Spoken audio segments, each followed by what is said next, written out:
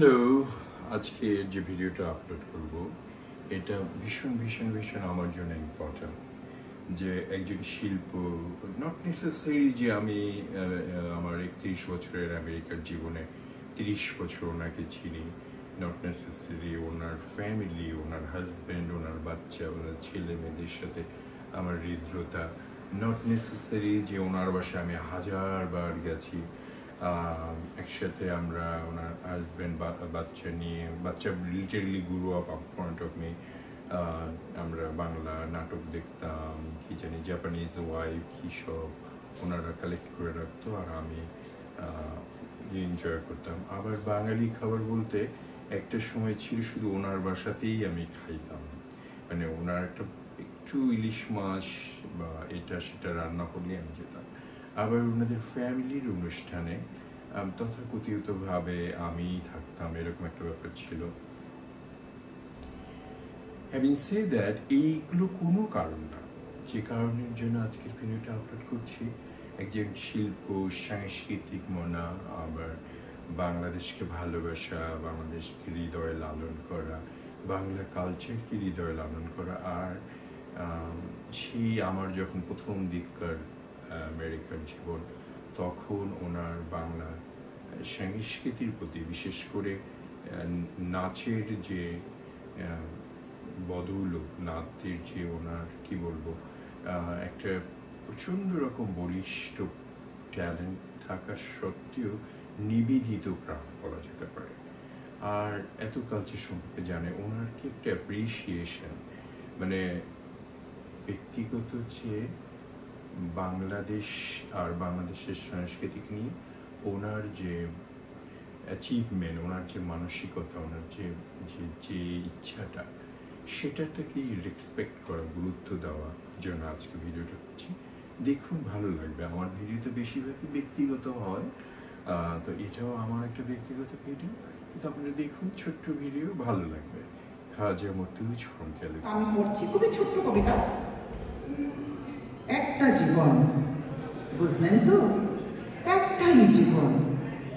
একদিন সকালবেলা জানালাটা খুলে দেখবেন বয়স হয়ে গেছে, ব্যাস বেলা ফুরলো। দুদিন আগে দেখা মেহগনির চারাটা কবে যেন বৃক্ষ হয়ে এসেছে। তাকে কাটতে আজ লোক এসেছে বাড়িতে। পাড়ার বড় দিদিদের বান্ধবীর দল বিয়ে করে কোথায় কোথায় চলে গেল সবাই। সারা বেলা কাশত যে বৃদ্ধ লোকটা, তাকে সবাই মিলে কাঁধে করে নিয়ে গেল একদিন। সদ্য ঘর ছাড়া লাজুক ছেলেটা ঘর ছাড়লো, পাড়া ছাড়লো, ইউনিভার্সিটি গিয়ে আর ফিরল না কোনোদিন। বাবার হাতের দিকে তাকিয়ে একদিন চমকে উঠলেন। এত বয়সের ছাপ, এত কুঞ্চিত চামড়ার দোল, কবে হলো এসব? এই তো সেদিন রাগী মানুষটা অফিস থেকে ঘরে ফিরবে বলে সারাদিন কিচকিচ শব্দে ঘুরে থাকা সিলিং ফ্যানটা পর্যন্ত চুপ করে যেত। কি জাদু বলে, কি বাতাসে, কি অদ্ভুত মায়ার। এইভাবেই নরম মোমের মতো গলে যায় দিন। একটাই জীবন, বুঝলেন, তার আর আশা নেই, নেই দ্বিতীয় যাপন, নেই আর কোনো সুযোগ। দয়া করুন, বাঁচুন, ঘুরুন, বন্ধু হোক। দার্জিলিংয়ের মেঘে বসুন এক সন্ধ্যায়, কাঞ্চনজঙ্ঘায় রাখুন চোখ। একটা নরম খাতা গায়ে জড়িয়ে সমুদ্রের ঢেউ আর এক ফোঁটা আলোর মুখোমুখি হয়ে এক আলৌকিক অভিজ্ঞতার মুখোমুখি হবেন আপনি।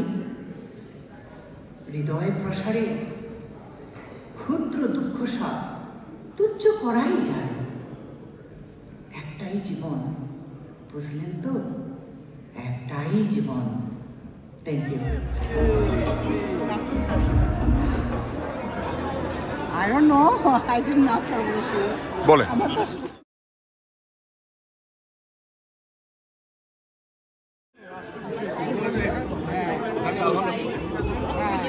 ভাই আসতে 30 মিনিটস ওগুলো তো আসলে রেগুলার কবিতা না মানে আমি একজন শুধু লেখক আরেকজন তো